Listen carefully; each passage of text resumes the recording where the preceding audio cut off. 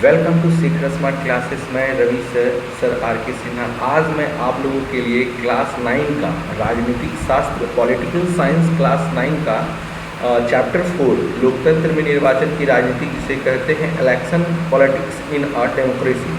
तो इसमें हम लोग पढ़ेंगे। इसमें हम आज आप लोगों के लिए नोट्स, मिडिल क्वेश्चंस और सारे ऑब्जेक्टिव सब्जेक्टिव को कवर किया हूँ, जिससे कि आप लोग को समझने में काफ़ी आसानी होगा। इसलिए आप लोग ध्यान से देखिएगा, उसको आप लोग स्टॉप कर करके इसे नोट जरूर कर लीजिएगा अपनी कॉपी में, जिससे कि आपको एक बार तो देख के समझ ही सकते हैं, लेकिन कहीं ना कहीं अगर नोट रहेगा तो बार बार उसको आप आसानी से पढ़ सकते हैं। इसमें सारे क्वेश्चन को कवर कर लीजिएगा, ध्यान से देखिएगा। तो देखिए, पहला प्रश्न क्या है, निर्वाचन क्या होता है, व्हाट इज इलेक्शन। देखिए, चुनाव या निर्वाचन, उसी को चुनाव को ही निर्वाचन कहा जाता है ना। तो लोकतंत्र का एक महत्वपूर्ण प्रक्रिया है जिसके द्वारा जनता अपने प्रतिनिधियों को चुनती है। देखिए, अब क्या होता है, चुनाव क्या होता है, हम लोग सब मिलकर क्या करते हैं, एक प्रतिनिधि को, जो भी उम्मीदवार खड़े होते हैं तो उसको हम लोग क्या करते हैं, चुनते हैं, उसी को चुनाव कहते हैं। लोकतंत्र कितने प्रकार के होते हैं, याद देखिए, लोकतंत्र जो है दो प्रकार के होते हैं। एक होता है प्रत्यक्ष लोकतंत्र और दूसरा होता है अप्रत्यक्ष लोकतंत्र। ठीक है, तो यहाँ पर है कि how many types of democracy. तो 2 टाइप्स होता है, एक डायरेक्ट डेमोक्रेसी होता है, एक इनडायरेक्ट डेमोक्रेसी। अब आते हैं प्रत्यक्ष लोकतंत्र किसे कहते हैं, तो जिसमें जनता स्वयं शासन में भाग लेती है, प्रत्यक्ष लोकतंत्र कहलाता है। देखिए, जनता स्वयं भाग लेती है तो कहीं ना कहीं वहाँ का शासन व्यवस्था बिल्कुल अच्छे तरीके से नहीं होगा। हम लोग में क्या होता है, हम लोग किसी एक व्यक्ति को चुनते हैं, फिर उसी के द्वारा फिर उस शासन को चलाया जाता है ना। तो इसको कहते हैं अप्रत्यक्ष, वही लिखा हो, अप्रत्यक्ष लोकतंत्र किसे कहते हैं, तो जिसमें जनता स्वयं शासन में भाग लेती है, बल्कि जनता द्वारा निर्वाचित प्रतिनिधि ही इसमें शासन करते हैं। मतलब देखिए, क्या जनता स्वयं शासन में भाग नहीं लेती है, और बल्कि उसके जैसे हम लोग क्या करते हैं, जनता जो शासन में भाग नहीं लेती है, लेकिन क्या करते हैं कि वह जो हम लोग जिसको चुनते हैं वह वहाँ का जो व्यवस्था होता है उसको देख रेख करते हैं, उसको कहते हैं अप्रत्यक्ष। तो भारत में पूछ देगा कि कैसा शासन व्यवस्था है, कैसा लोकतंत्र है, तो आप लोग बताइएगा अप्रत्यक्ष। ठीक है, नेक्स्ट है, वह कौन सा देश है जहाँ आज भी प्रत्यक्ष लोकतंत्र है। तो देखिए, अभी भी कुछ ऐसे देश हैं जहाँ पर कि प्रत्यक्ष लोकतंत्र है, जैसे स्विट्जरलैंड में आज भी जो है ना, ये प्रत्यक्ष लोकतंत्र है। यहाँ पर जनता चुनती नहीं किसी को, खुद वो उसमें भाग लेती है। ठीक है, तो आपको कमेंट में बताना और भी कोई देश है जो जिसमें कि अप्रत्यक्ष लोकतंत्र है, उसको कमेंट में जरूर बताइएगा। नेक्स्ट प्रश्न है, राजनीतिक प्रतिद्वंद्विता क्या है ना। एक ही राजनीतिक पद के लिए दौड़ने वाले उम्मीदवार को राजनीतिक प्रतिद्वंद्विता कहते हैं। देखिए, प्रतिद्वंद्विता का मतलब हो गया प्रतियोगिता, है ना। तो यहाँ पर एक वर्ड है प्रतिद्वंद्विता, मतलब एक ही राजनीतिक दल में अगर मान लो कोई वोट में खड़ा होता है उम्मीदवार, तो उसी उम्मीदवार में और भी बहुत सारे उम्मीदवार खड़ा होंगे, है ना, उसी वोटिंग के लाइन में।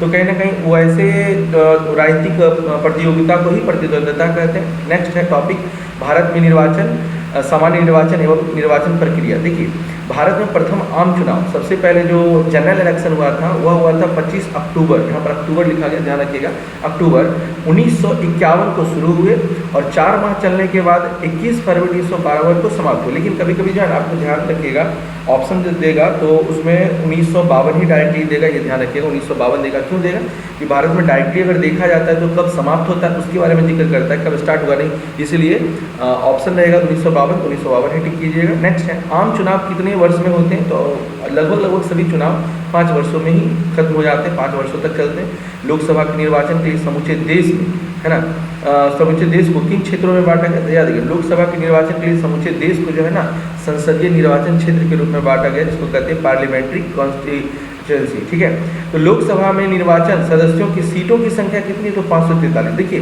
लोकसभा का जो होता है चुनाव, जिसमें कि मेंबर ऑफ पार्लियामेंट MP बनते हैं, है ना, तो सांसद या संसद सदस्य बोलते हैं, वो बनते हैं। तो 543 सीट जो है, 543 सीट है ना, लोकसभा का निर्वाचन सदस्य का सीट है। ठीक है, भारत को कितने निर्वाचन क्षेत्रों में बांटा गया, तो देखिए, निर्वाचन क्षेत्र भी तो 543 है, तभी तो वहाँ पर 543 सांसद बनते हैं। नेक्स्ट है, प्रत्येक संसदीय निर्वाचन क्षेत्र से चुने गए प्रतिनिधि को क्या कहते हैं। देखिए, प्रत्येक संसदीय क्षेत्र निर्वाचन से जो चुना हुआ प्रतिनिधि होता है उसको संसद सदस्य या सांसद कहते हैं। मेंबर ऑफ पार्लियामेंट हो उसी को मेंबर ऑफ पार्लियामेंट कहते हैं, और संसद सदस्य भी बोलिए, संसद का एक जो संसद होते हैं, संसद जो है उसका एक सदस्य को ही सांसद कहते हैं।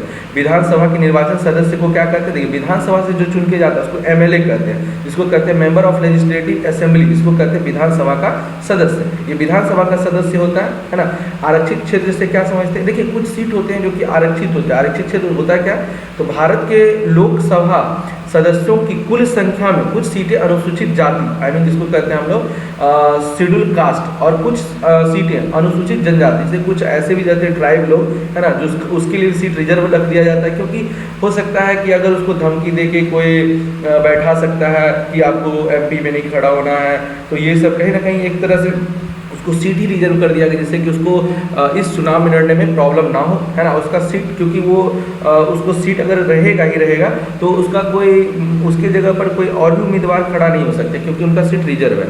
इन सीटों पर केवल अनुसूचित जाति या अनुसूचित जनजाति लोग ही चुनाव में लड़ सकते हैं। ऐसी सीटें वाले क्षेत्रों को आरक्षित, मतलब ऐसा सीट को आरक्षित क्षेत्र कहा जाता है। अब आते हैं लोकसभा में अनुसूचित जनजातियों के लिए कितनी सीट, तो लोकसभा में देखिए अनुसूचित जनजाति के लिए बोली तो शेड्यूल ट्राइब के लिए 47 सीट है ना, 47 सीट जो है ना सीटें दिया गया लोकसभा में जनजाति के लिए, और जाति के लिए जो अनुसूचित जाति के लिए दिया गया 84 सीट। झारखंड में देखिए अनुसूचित जनजाति के लिए दिया 9 सीट, और झारखंड में अनुसूचित जनजाति जो जातियों के लिए दिया गया 28 सीट। यहाँ पर देखिए बताया गया कि झारखंड में ज़्यादा से ज़्यादा शेड्यूल ट्राइब और शेड्यूल कास्ट रहते हैं, इसी कारण से यहाँ पर जो सीट है ना पर्सनली वहाँ रिजर्व कर दिया गया पहले से। अब आते हैं भारत के 6 राष्ट्रीय दल कौन कौन से, देखिए भारतीय जनता पार्टी जिसको बीजेपी कहते हैं, भारतीय राष्ट्रीय कांग्रेस आईएनसी है ना, बहुजन समाजवादी पार्टी बीएसपी, मार्क्सवादी कम्युनिस्ट पार्टी सीपीआई जिसको यहाँ पर लिखा हुआ नेशनल पीपल्स पार्टी एनपीपी, आम आदमी पार्टी एएपी, है ना। ये जो है ना 6 राष्ट्रीय दल हैं जो कि जिसके कारण से वो मेंबर ऑफ पार्लियामेंट में कहीं ना कहीं उसका वो अगला चुनाव में अच्छे तरीके से अपना तैयारी करके वो देश के शासन में स्थापित हो सकते हैं। पहली बार इलेक्ट्रॉनिक वोटिंग मशीन का आविष्कार कब किया, इस्तेमाल पूरे देश में कब किया गया, देखिए पहली बार जो वोटिंग मशीन है ना उसका इस्तेमाल 2004 में किया गया सबसे पहला, ठीक है, ध्यान रखिएगा। 2014 के आम चुनाव के पहले मान्यता प्राप्त कितने राष्ट्रीय राजनीतिक दल थे, पहले के समय में 7 था, एक राष्ट्रीय राजनीतिक दल को हटा दिया गया था। ऑल इंडिया तृणमूल कांग्रेस को राष्ट्रीय दल का दर्जा कब दिया गया था, तो 2016 को जो है इसमें दर्जा दिया गया था इसको, है ना, तृणमूल कांग्रेस। अगला है ऑल इंडिया तृणमूल कांग्रेस का चुनाव चिन्ह क्या है, वहाँ पर देखिए क्या है, नीचे घास बना हुआ रहेगा और ऊपर एक फूल बना हुआ, सॉरी 2 फूल रहता निकला हुआ, तो वो हो गया ऑल इंडिया तृणमूल कांग्रेस का चुनाव चिन्ह हो गया। भारत का कौन सा राष्ट्रीय राजनीतिक दल का मान्यता वापस, पहले देखिए 7 दल था ना, 7 राजनीतिक दल, उसमें से एक को वापस ले लिया गया, वह था भारतीय कम्युनिस्ट पार्टी मार्क्सवादी, है ना।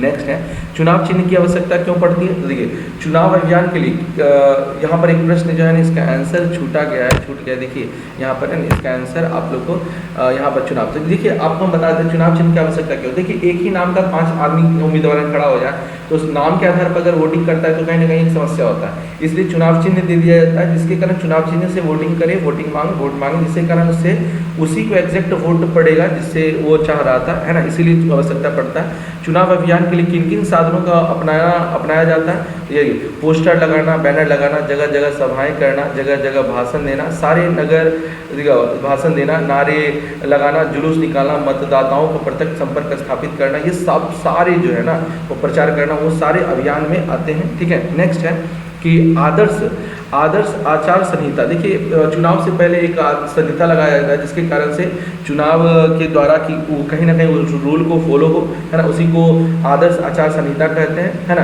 तो उसको यहाँ पर है कि भारतीय निर्वाचन आयोग की आदर्श चुनाव आचार संहिता राजनीतिक दलों एवं प्रत्याशियों के लिए बनाई गई एक नियमावली है जिसका पालन चुनाव के समय आवश्यक है। चुनाव आयोग चुनाव के पहले इसके लागू होने की घोषणा करता है और चुनाव के बाद, है ना, इसके समाप्त होने की, मतलब कहीं ना कहीं देखिए आदर्श आचार संहिता क्या है, तो चुनाव में कहीं ना कहीं कुछ रूल होते हैं, आप ज़्यादा से ज़्यादा पैसा खर्च नहीं कर सकते हैं, किसी को धमकी नहीं दे सकते हैं, ये सब सारे रूल जो होते हैं उसको आदर्श आचार संहिता अगर लागू हो जाता है तो हर रूल को मतदान वाला को आपको फॉलो करना पड़ेगा। अब लास्ट है कि मतदान केंद्र क्या होती है, तो व्हाट इज पोलिंग स्टेशन, देखिए चुनाव के समय वह निर्धारित जगह जहां जाकर लोग अपना मतदान करते हैं या वोट डालते हैं उसे मतदान केंद्र कहा जाता है। तो ये हो गया नोट्स जिसमें कि आपको सारे कवर कर लिए, कुछ और भी नोट्स हैं जिसको कि आप लोग इसको क्योंकि टाइमिंग 10 मिनट का ही वीडियो बनता है तो इसलिए आप लोग इसको क्या कीजिएगा, ध्यान से पॉज करके उसको लिख लीजिएगा, सारे प्रश्न को मैंने से स्लाइड कर दिया हूँ। और आप लोग को इसको अगर इसी तरह बनाने में आपको समझने में आसानी होता है तो मेरे चैनल को लाइक, सब्सक्राइब और शेयर जरूर कर दीजिएगा, जिससे कि ये नोट्स कभी कोई नहीं बनाता। Thanks for watching.